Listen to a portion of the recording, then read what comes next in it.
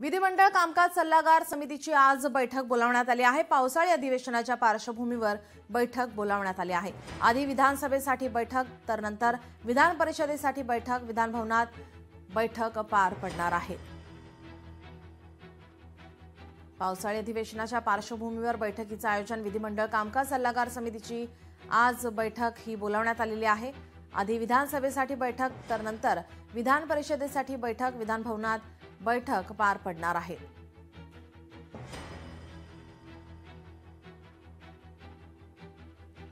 पावसाळी अधिवेशनाच्या पार्श्वभूमीवर ही बैठक बोलावण्यात आली आहे। विधिमंडळ कामकाज सल्लागार समितीची आज बैठक बोलावण्यात आली आहे। पावसाळी अधिवेशनाच्या पार्श्वभूमीवर बैठक बोलावण्यात आलेली आहे। आधी विधानसभेसाठी बैठक, तर नंतर विधान परिषदेसाठी बैठक पार पडेल।